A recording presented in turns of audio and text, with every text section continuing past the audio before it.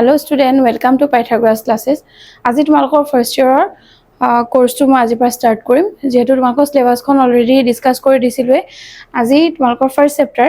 সাতটা চেপ্টাৰ আছে তাৰে ফাৰ্স্ট চেপ্টাৰটো আমি ষ্টাৰ্ট কৰিম ফাৰ্স্ট চেপ্টাৰটো হৈছে concept and AIIMS of education শিক্ষাৰ ধাৰণা আৰু লক্ষ্য শিক্ষা কিনো আমি শুনিছো হয় না শিক্ষা শব্দটো এডুকেশ্যন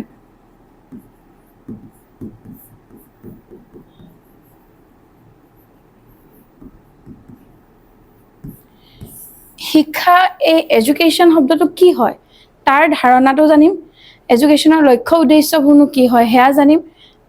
ফাৰ্স্ট টাইম আমি শিক্ষা শব্দটোৰ ইংৰাজী প্ৰতিশব্দ হৈছে এডুকেশ্যন দুটা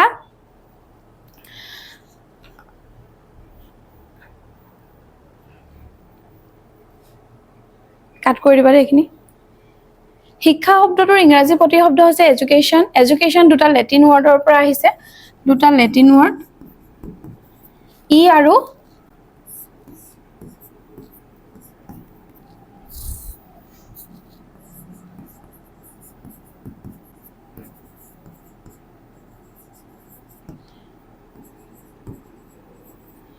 কপা আহিছে বুলি কৈছে ই আৰু ডিউকো এডুকেশ্যন শব্দটো দুটা লেটিন শব্দৰ পৰা উৎপত্তি হৈছে ই আৰু ডিউকো ই মিন্স কি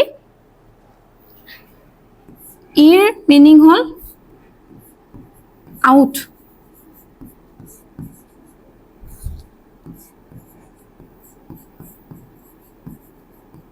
বাহিৰ কৰা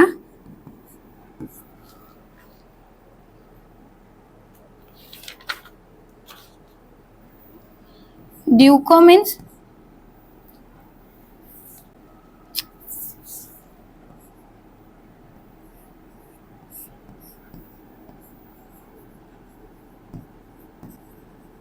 draw out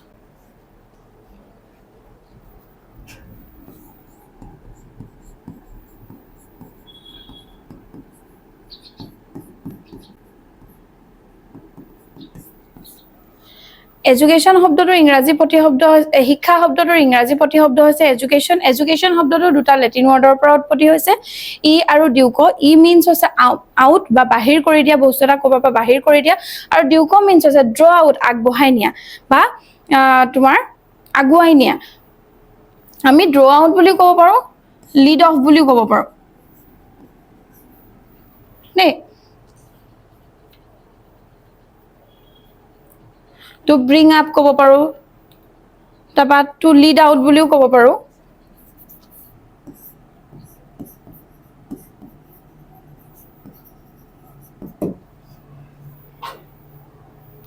এতিয়া বুজি পালা এডুকেশ্যন শব্দটো কৰ পৰা আহিছে এডুকেশ্যন বাহিৰ কৰা মিন্স বাহিৰ আমি কি কৰিব লাগিব আমি শিক্ষাৰ জৰিয়তে আমি শিকিব লাগিব শিকি লৈ বস্তুটো আমি কি কৰিব লাগিব বাহিৰ কৰি আনিব লাগিব আৰু বাহিৰ কৰি উলোৱা পাছত সেই বস্তুটো আমি কি কৰিব লাগিব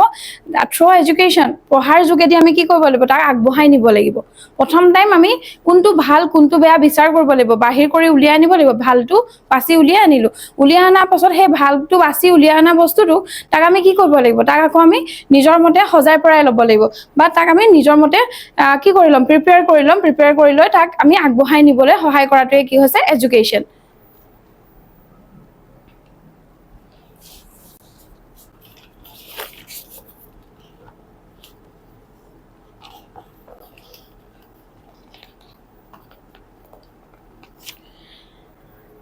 আৰু এডুকেশ্যন শব্দটো ই আৰু ডিউকোটো পালোৱে যদি আমাৰ আহে ইটাইমোলজিক্যাল মিনিং অফ এডুকেশ্যন শিক্ষাৰ বুৎপত্তিগত অৰ্থ কি তেতিয়া আমি কি লিখিব লাগিব বাৰু শিক্ষাৰ বুৎপত্তিগত অৰ্থ বুলি ক'লে তেতিয়া আৰু কেবাটাও আছে ই এণ্ড ডিউকোটো আছে আৰু লগতে এডুকেশ্যন শব্দটো আৰু কেবাটাও লেটিন ৱৰ্ডৰ পৰা উৎপত্তি হৈছে এডুকেয়াৰ এডুচেয়াৰ এডুকেটাম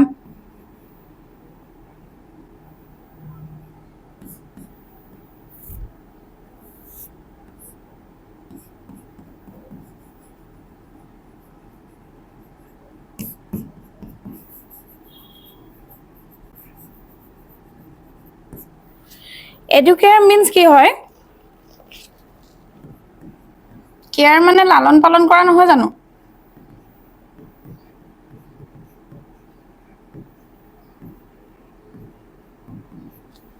এডুকেয়াৰ হৈছে লালন পালন কৰা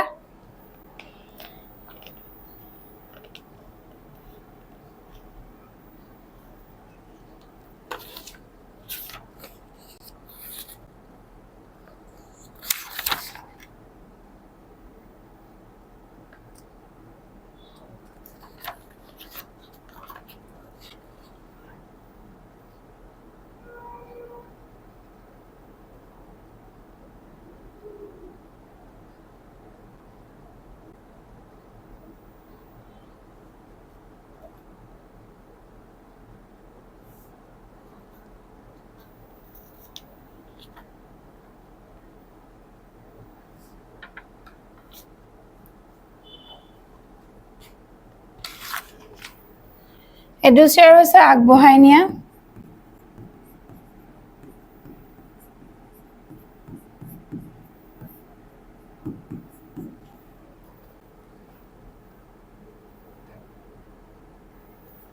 আৰু এডুকেটাম হৈছে শিক্ষাদান কাৰ্য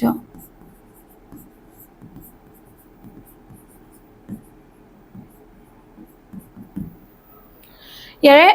আমি ই আৰু ডিউকটো আছিলে তাৰ উপৰঞ্চিও এডুকেশ্যন শব্দটো আৰু তিনিটা লেটিন শব্দৰ পৰা আহিছে বুলি কৈছে এডু কেয়াৰ মিন্স আমি কাবাক লালন পালন কৰা হয় নহয় তাৰ মিনিংটো কি হৈছে লালন পালন কৰা এডু শ্বেয়াৰ মানে আগবঢ়াই নিয়া আৰু এডুকেটাম হৈছে শিক্ষাদান কাৰ্য আমি কিহৰ জৰিয়তে আগবঢ়াই নিব লাগিব শিক্ষাৰ জৰিয়তে আগবঢ়াই নিয়াৰ কথা কৈছে আৰু লালন পালন কৰি আমি যেতিয়া ভালকে প্ৰতিপাল কৰিম তেতিয়া হি ভাল ধৰণে তাৰ কামখিনি নিজে কৰিব পাৰিব হয়নে এইগিটা হৈছে ইথাইমোলজিক্যাল মিনিং অফ এডুকেশ্যন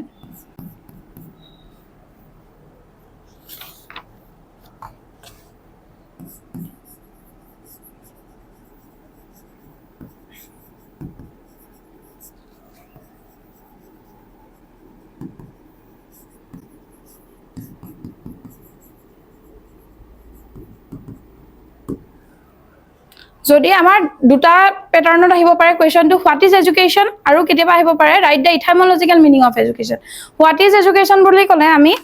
ডাইৰেক্ট এটা লাইনতে লিখিব পাৰিম শিক্ষা হৈছে এক জীৱনজোৰা প্ৰক্ৰিয়া যি জন্মৰ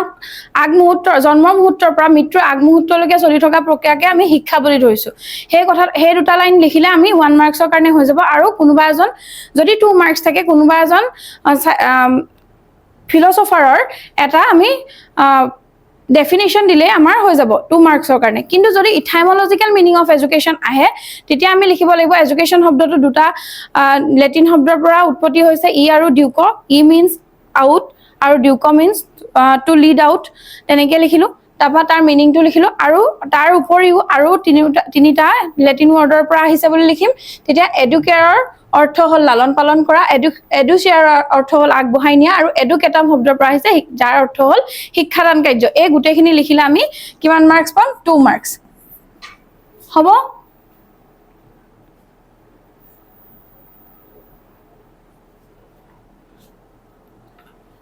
নেক্সট তোমালকে ডেফিনিশন সাইড হবা ওয়েস্টাৰ্ন ফিলসফাৰ আৰু ইন্ডিয়ান ফিলসফাৰ দুটা আছিলে ওয়েস্টাৰ্ন ফিলসফাৰৰ তিনিজন আৰু ইন্ডিয়ান ফিলসফাৰৰ তিনিজনৰ ডেফিনিশন সাইড হবা যাৰ শংকৰাচাৰ্য সভা ইন্ডিয়ান ফিলসফাৰৰ মহাত্মা গান্ধী সভা স্বামী বিবেকানন্দ সভা পৰা ৰবীন্দ্ৰনাথ টেগোৰ সভা পৰা আৰু ওয়েস্টাৰ্ন ফিলসফাৰৰ গ্ৰীক দাৰ্শনিক Socrates Aristotle Plato John Dewey একিজনৰ সাইড হলে হ'ব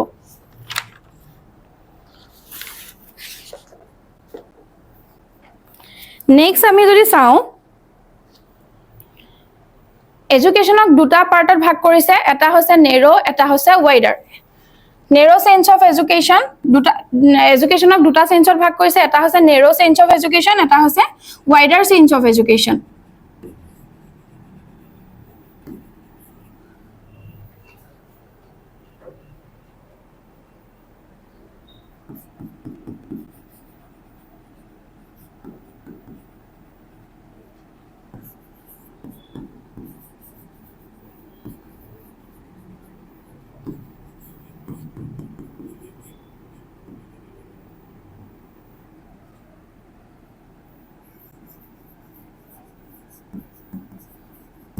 In narrow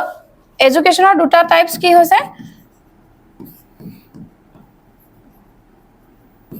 ফার্স্ট টাইপ টু হৈছে narrow sense আৰু সেকেন্ড টাইপ টু হৈছে wider sense narrow sense mean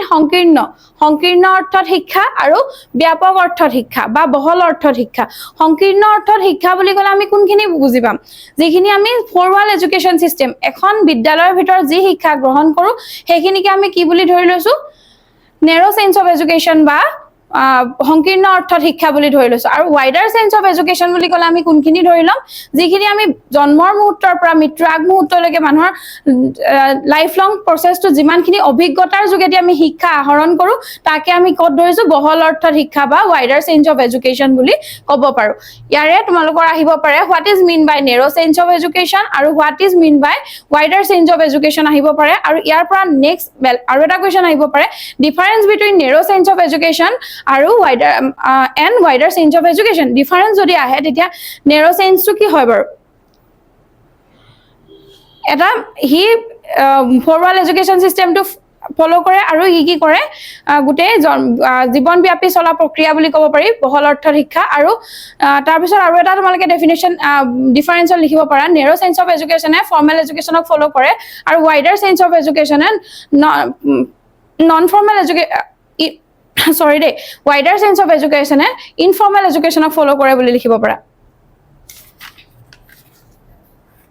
আৰু নেৰো সেন্স অফ এডুকেশ্যনৰ পৰা আমি কি পাব পাৰো degree diploma narrow sense of এডুকেশ্যনে ডিগ্ৰী ডিপ্লোমা সাৰ্টিফিকেট প্ৰভাইড কৰে কিন্তু ওয়াইডাৰ সেন্স অফ এডুকেশ্যনে কোনো ধৰণৰ ডিগ্ৰী ডিপ্লোমা সাৰ্টিফিকেট প্ৰভাইড নকৰে আৰু নেৰো সেন্স অফ এডুকেশ্যনৰ আমাৰ কি থাকে টাইম ডিউৰেচন থাকে এডমিশন লোৱা সময়সীমা থাকে এটা ডিউৰেচনৰ ভিতৰত আমি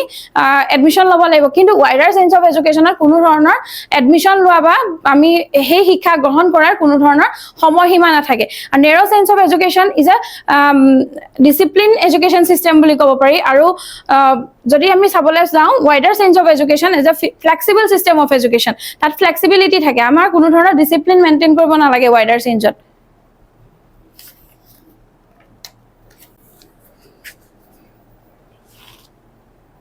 আৰু নেৰো সেন্স অফ এডুকেশ্যনত এখন সিলেবাসৰ ভিতৰ বা এটা বাউন্ডাৰীৰ ভিতৰতে আবদ্ধ হৈ থাকে কিন্তু ওয়াইডাৰ সেন্স অফ এডুকেশ্যনৰ কোনো ধৰণৰ সিলেবাস নাই আমি নিজৰ জীৱনৰ লগত যিখিনি ঘটনা ঘটি থাকে সেই অভিজ্ঞতাৰ পৰা আমি কি কৰিব পাৰো জ্ঞান আহৰণ কৰিব পাৰো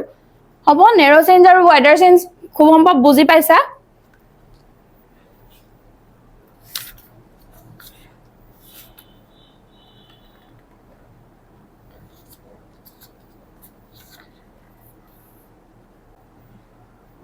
তাৰপিছতে আহিব টাইপস অফ এডুকেশ্যন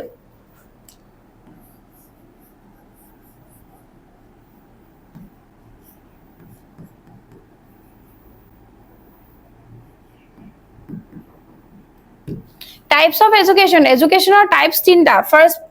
টাইপটো হৈছে formal education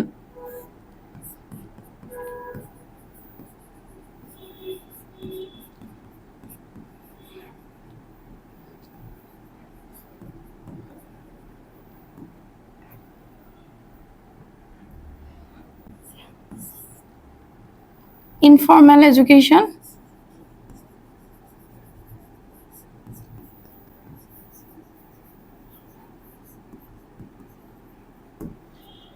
third type to is a non formal education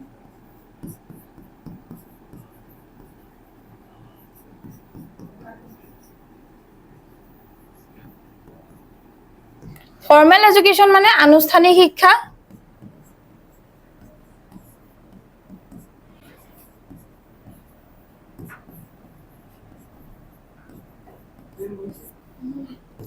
অনানুষ্ঠানিক শিক্ষা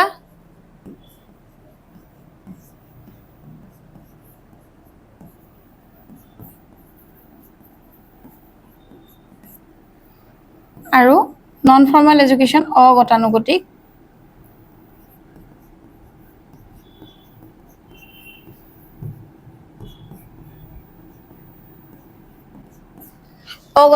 শিক্ষা Write the types of education আহে এটাবা শিক্ষাৰ প্ৰকাৰৰ সম্পৰ্কে আলোচনা কৰা বুলিও আহে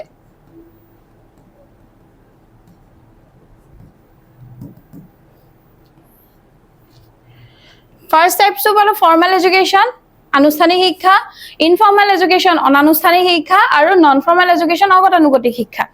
Formal education formal means আমি যেনেকে formally একদম ড্ৰেছ আমি কি কৰো স্কুললৈ যাওতে বা কলেজলৈ যাওতে formal ড্ৰেছ ইউজ কৰো হয় নহয় formal means আমি পুৰা পৰিপাটিকে থাকিব লাগিব formal বুলি কলে আমি গম পাইছো formal education কি হয় যিখিনি আমি স্কুলত আমি এটা যে স্কুল গৈ আছো কলেজলৈ আহি আছো এইখিনি ৰেগুলাৰ যিখিনি মুডত আমি পঢ়ি আছো সেই পঢ়ি থকা খিনিকে কিহত ধৰিছো formal education informal education কি বাৰু ঘৰৰ পৰা মাস মিডিয়াৰ পৰা মোবাইলৰ পৰা ফ্যামিলিৰ পৰা আৰু নেইবাৰ্ছৰ পৰা বা ফ্ৰেণ্ডছৰ পৰা যিখিনি আমি শিকিলো বা তেনেকুৱা ধৰণৰ সেই বস্তুখিনিক আমি কিহত ধৰিছো ইনফৰ্মেল এডুকেশ্যনত আৰু নন ফৰ্মেল কি হয় যিসকল ব্যক্তি আধাতে শিক্ষা এৰি দিলে বা কাৰোবাৰ ইকনমিক ক্ৰাইচিছ হ'ল অৰ্থনৈতিকভাৱে সি দুৰ্বল হয় বা তাৰ ফিজিক্যালি ফিট নহয় বেমাৰৰ কাৰণে সি এৰিব লগা হ'ল চাকৰিৰ কাৰণে এৰিব লগা হ'ল তেনেকুৱা মানুহ কিছুমানৰ বহুত পঢ়িবলৈ হাবিয়াস থাকে বা পঢ়িব মন থাকে সেই পঢ়িবলৈ মন থকা মানুহখিনিয়ে কি কৰিব পাৰে আকৌ নতুনকে যেতিয়া পঢ়া ষ্টাৰ্ট কৰিব পাৰে কোনো ধৰণৰ বয়সৰ সীমা নাথাকে ফ্লেক্সিবল হয় পইচা কম লাগিব আৰু য'তে মন যায় ত'তে থাকি পিনি আমি পঢ়া আৰম্ভ কৰিব পাৰো একেটা ঠাইতে থাকি আমি স্কুল যাব লাগিব বুলি কোনো ধৰাবন্ধা নাথাকে সেই বস্তুটোৱে কি হৈছে non formal education first time formal education বুলি ক'লে আমি কি বুজি পাম যিখিনি বিদ্যালয় চাৰিবেৰৰ মাজত ফৰৱাল এডুকেশ্যন চিষ্টেম বিদ্যালয় চাৰিবেৰৰ মাজত যি শিক্ষা প্ৰদান কৰা হয় তাকে আমি কি বুলি কৈছো আনুষ্ঠানিক শিক্ষা বুলি কৈছো আৰু আনুষ্ঠানিক শিক্ষাত আমাক কি হেৰি কৰে আনুষ্ঠানিক শিক্ষা